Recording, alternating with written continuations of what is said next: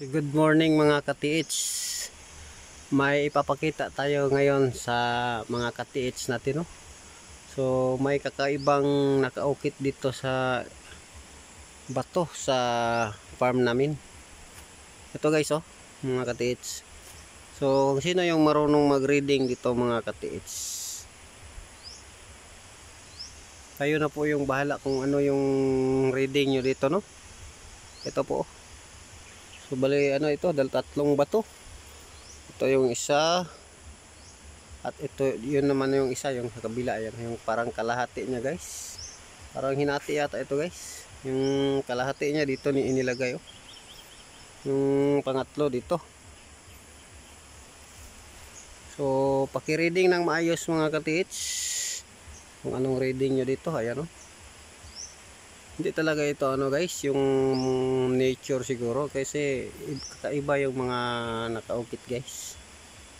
Kung marunong yung mga ka-TH natin na mag-reading dito, kayo na po yung bahala. I-comment kung saan tayo pwede mag-umpisa dito. At dito naman naka ano yung malaking arrow guys. Ito. Ayan mga ka-TH. Yan nakalagay. Ayan, oh. Yan.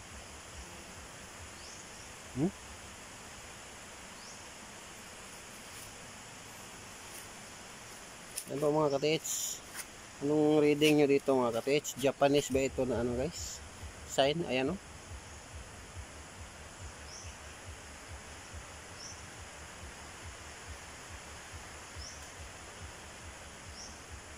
Kung may scanner lang sana tayo guys, hindi tayo mahirapan mag-locate ng ano, yung mga object natin. Kasi yung mga kakilala natin walang mga scanner, puros detector lang na wala namang tamang itinuturo guys, puros positive lahat. Ayan, oh. So kung sino yung marunong mag-reading dito guys, or yung mag-remapping, ayan po, oh. Tagal na ito guys, gusto namin umpisahan sana, pero hindi kami sure kung saan kami magbutas dito. Ayan, oh. Ito po yan sa farm namin mga ka-TH. So parang legit talaga na sign to. Comment nyo lang mga ka-TH kung anong dapat namin gawin para ito'y aming ano, maumpisahan. Yung sa baba nito guys, doon nakalagay yung tinatawag natin na yung parang kalabaw na bato, malaking bato. So ano sa reading nyo guys, i-comment nyo lang sa akin, mag-PM lang kayo guys.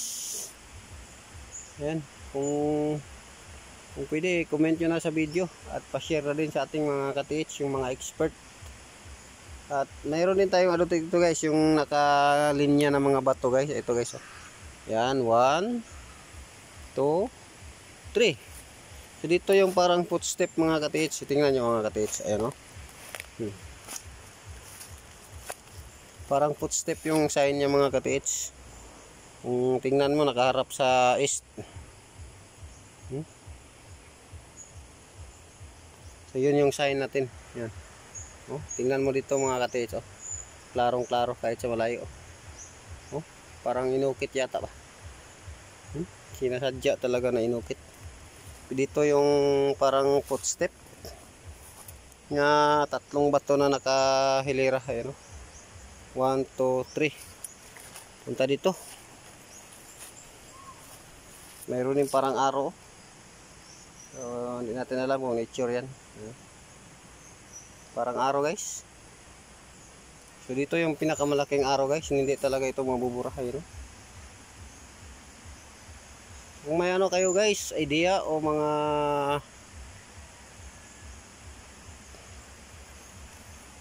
pag-reading dito, kayo na yung bahala mag-comment sa video natin, o mag-PM kayo sa akin mga ka-TH, kasi para umpisahan namin kung anong ano dito sign.